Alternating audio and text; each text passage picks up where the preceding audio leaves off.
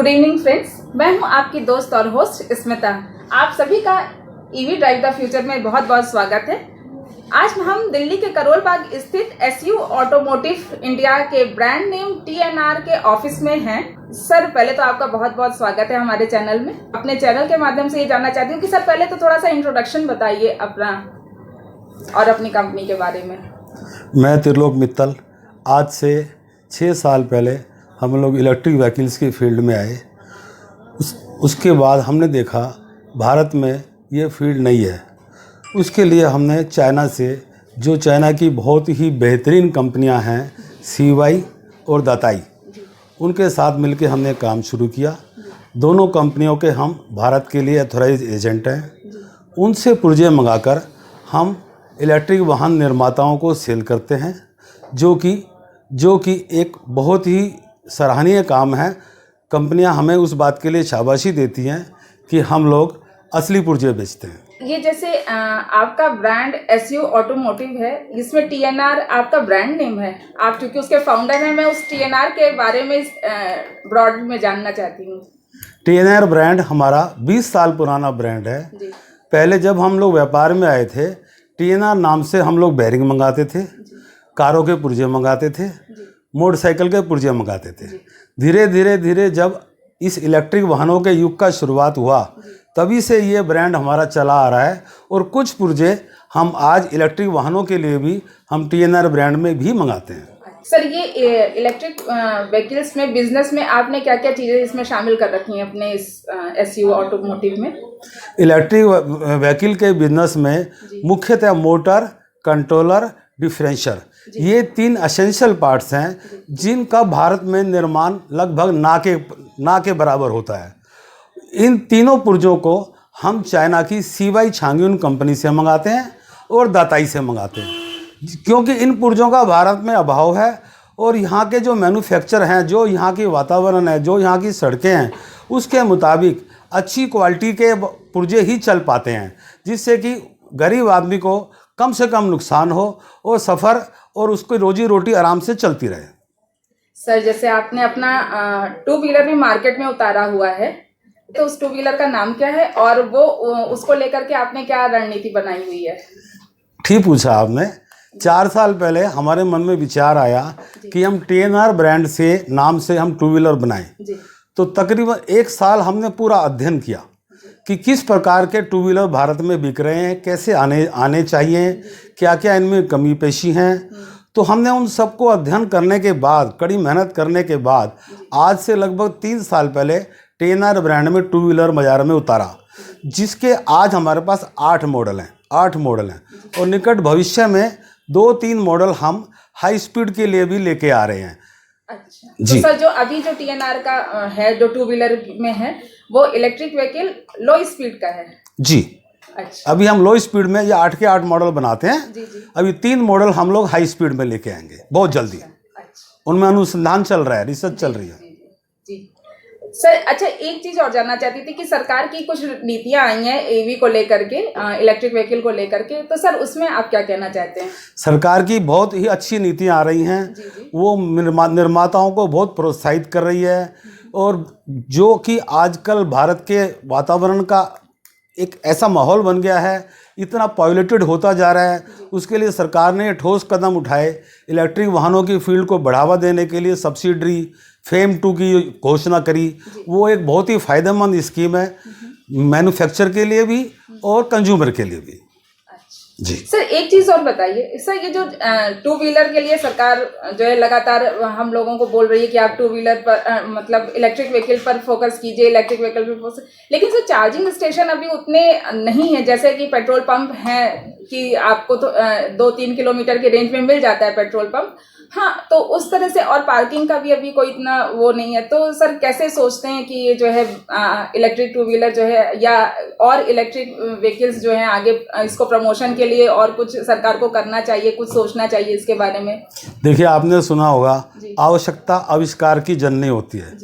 जब सीएनजी के व्हीकल भारत में आने लगे, उस समय कितनी भारी किल्लत होती थी। कई कई किलोमीटरों के बाद एक सीएनजी का पेट्रोल पंप होता था। वो लोगों को मीलों मीलों लंबी लाइन में भर के सीएनजी भरानी पड़ती थी। इसी प्रकार हमारी सरकार प्रयासरत है, जगह जगह चार्जिंग स्टेशन वालों से अनुबंध किए जा रहे हैं, चार्जिंग स्टेशन खोलने की योजनाएं चल रही हैं जिससे कि ये समस्या धीरे धीरे दूर हो जाए। और कुछ समय बाद आप देखेंगे हर जगह पर नज़दीक में सब चार्जिंग स्टेशन आ जाएंगे और उसके मुताबिक जगह भी उपलब्ध हो जाएगी। सरकार इस क्षेत्र में बड़ी गहराई से काम कर रही है। तो पेट्रोल और डीजल जैसे खत्म हो रहे हैं तो उनके लिए आगे चल करके इसी की ज़रूरत लगेगी। नहीं, बिल्कुल ठीक कहा आपने। प्रदूषण मुक्त भारत बनाने के लिए सभी को प्रयास करना पड़ेगा, वाहन चलाने वालों को भी, वाहन बनाने वालों को भी, और सरकार तो हमारे साथ है ही। सरकार तो पूरी प्रयासरत है, सब्सिडी दे रही है, बढ़ावा दे रही है, तो धीरे धीरे ये सब चलन में आना ही पड़ेगा। ये पूरे विश्व की डिमांड है। ENR ब्रांड के त्रिलोक मित्तल जी के साथ बैठे हुए हैं अंकुश मित्तल जी और अनुज मित्तल जी। आज इनका एक साथ बैठना हमारे लिए एक आश्चर्यजनक की बात है कि सर मैन्युफैक्चरिंग यूनिट में लगे हुए हैं, इनके दोनों बेटे सेल्स यूनिट और बाहर की जो यूनिटें होती हैं उनको देखने में लगे हुए हैं। आज में अंकुश मित्तल जी भी बैठे हुए हैं, साथ में अनुज मित्तल जी भी बैठे हुए हैं और साथ में हमारे त्रिलोक मित्तल जी भी बैठे हुए हैं। आज एक जो माहौल जो मिला है मुझे इनसे बात करने का, एक अपने आप में आश्चर्यजनक है। अंकुश जी, यहाँ पे एक बात बताइए कि अभी जो इलेक्ट्रिक सेगमेंट का जो दौर चल रहा है, उस दौर में आप यंग भी हैं और उस यंग को देखते हुए आप क्या कहना चाहेंगे? देखिए, मैं ये कहना चाहता हूँ जो इलेक्ट्रिक व्हीकल का जो दौर चल रहा है इस टाइम, वो बहुत ही अच्छा हमारे देश के लिए, हमारे स्वास्थ्य के लिए बहुत अच्छा है। परंतु जो सरकार की नीतियाँ आ रही हैं वो बहुत अच्छी हैं, लेकिन वो ज़मीन पे अभी मुझे ऐसा लगता है अभी उतनी नहीं आ पा रही हैं जितनी आनी चाहिए। क्योंकि जितना परेशान हम प्रदूषण से और अपने तेल के बिल को लेकर हैं, और तेल की बढ़ती हुई कीमतें जो आम आदमी के ऊपर पड़ रही हैं, जिसका प्रभाव उसकी वजह से सरकार की नीतियां हमारे ज़मीनी पे नहीं है। नीतियां तो बन रही हैं, बहुत सारी बन रही हैं, फेम 2 सुनते हैं, वो पॉलिसी सुनते हैं, इतने 1000 करोड़ रुपए हमने दे दिया।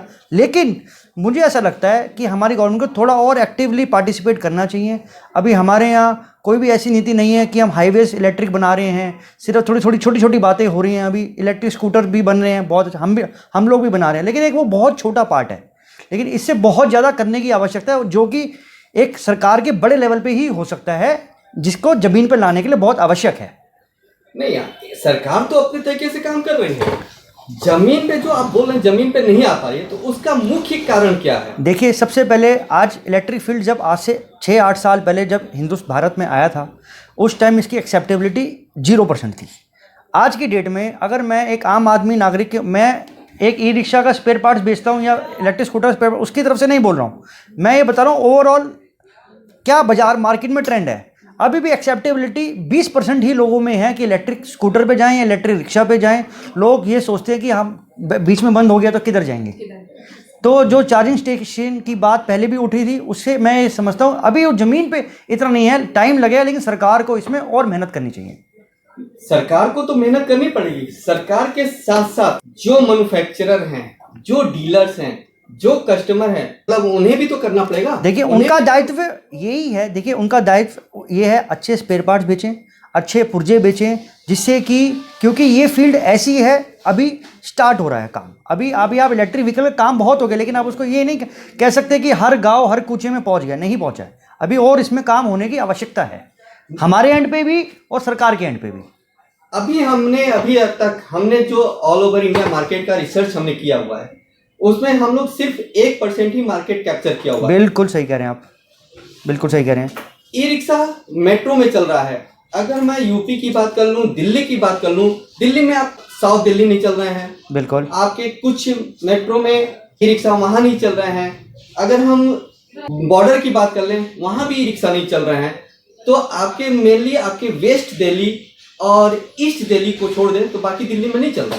देखिए, इसका जो आपने बात कही बिल्कुल 100% सच कही। अभी जब लॉकडाउन चल रहा था, अभी दिल्ली मेट्रो या मेट्रो और भी शहरों में भारत के अभी सिर्फ 10-15 दिन पहले आरंभ हुई है।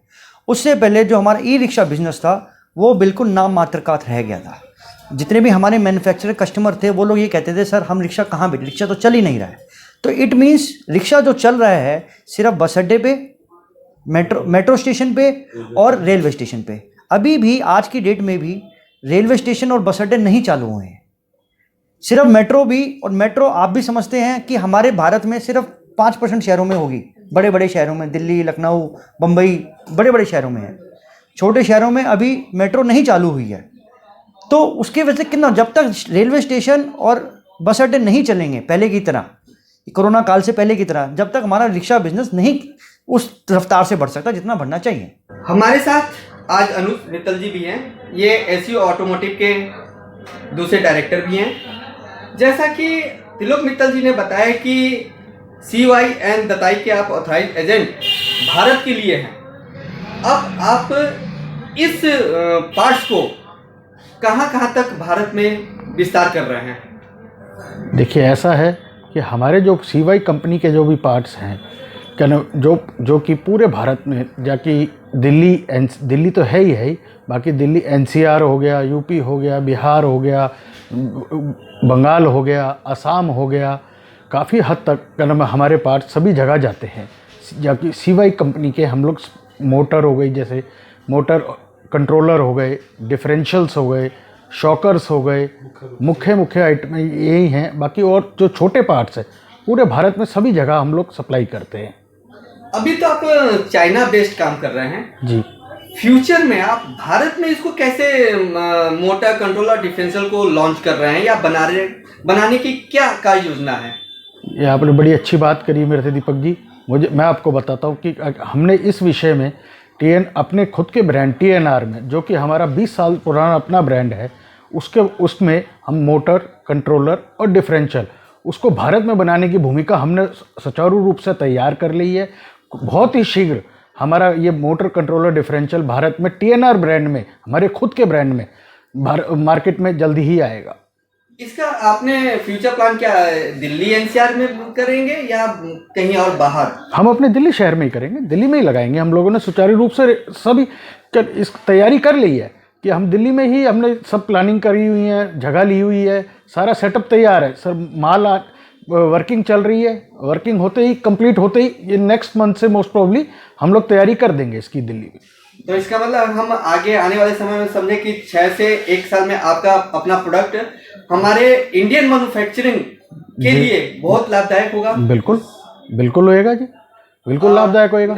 दूसरे कंट्री से जो माल खरीद रहे हैं और जो आप अपनी कंट्री में पार्ट्स बनाएंगे तो उसमें थोड़ा सा अमाउंट का भी डिफरेंशियल होगा। ऑलमोस्ट सेम ही रहेगा, अमाउंट में ज़्यादा फर्क नहीं आएगा। क्योंकि अब देखिए, जैसे हमारे प्रधानमंत्री श्री नरेंद्र दास मोदी जी हैं, वो बोलते हैं मेक इन इंडिया को बनाने के लिए ही हमने ये रूपरेखा तैयार करी है कि अपना TNR का मोटर, TNR का कंट्रोलर और TNR का डिफरेंशियल यहीं भारत में तैयार किया जाए और उसको अपने मैन्युफैक्चरर्स को दिया जाए, वो अपनी गाड़ी में लगाएं और इसको फिर वारंटी और गारंटी के साथ ही बेचा जाएगा। आपका बहुत बहुत धन्यवाद। आप हमारे चैनल के माध्यम से अपने डीलर को, अपने एंटरप्रेन्योर को और आने वाले नए फ्यूचर जनरेशन को आप क्या संदेश देना चाहते हैं जो इस फील्ड में आना चाह रहे हैं? इसके लिए मैं अपने डीलरों का, अपने ग्राहकों का, अपने मैन्युफैक्चर क्लाइंट्स का बहुत बहुत धन्यवाद करता हूं, जिन्होंने हमारे एक क्वालिटी प्रोडक्ट के साथ दिया। एक क्वालिटी प्रोडक्ट के साथ आए, CY के, छांगयुन के साथ और दताई के साथ आए। और आने वाले नए मैन्युफैक्चरों को भी मैं यही कहना चाहूँगा कि आप हमेशा क्वालिटी के साथ जाएं, CY छांगयुन में भरोसा रखें, दताई में भरोसा रखें, जिससे कि आपके प्रोडक्ट की वैल्यू बने और वो कम से कम रख रखाव में ज़्यादा फ़ायदा दे सके। और साथ में मैं ये भी बताना चाहूँगा कि बहुत जल्द जो कि एक इलेक्ट्रिक व्हीकल के मुख्य पुर्जे हैं, मोटर कंट्रोलर डिफरेंशियल, हम बहुत जल्द भारत में उसका निर्माण करने जा रहे हैं, जिससे कि चाइना से बेहतर क्वालिटी और वाजिब दामों पे हम अपने ग्राहकों को, क्लाइंटों को, डीलरों को दे सकें। जिसके लिए हमने पूरा प्लेटफॉर्म तैयार कर लिया है, सब कुछ डिसाइड हो चुका है, बस कुछ ही दिनों की बात है। दीपक जी, मैं आपका भी धन्यवाद करना चाहूँगा। आज आप अपनी पूरी टीम के साथ हमारे ऑफिस में पधारे और हमसे इलेक्ट्रिक वाहनों के लिए एक चर्चा हुई। कुछ जानकारी हमें आपने दी, कुछ जानकारी हमने आपको दी, और साथ साथ मैं अपनी नौजवान साथियों का, अपने बेटे का, भतीजे का, भांजे का, इन सब का भी धन्यवाद करना चाहूँगा, जो कि मेरे साथ कंधे से कंधा मिलाकर इस इलेक्ट्रिक वाहनों के स्पेयर पार्ट्स को बेचने के लिए दिन रात मेहनत करते हैं।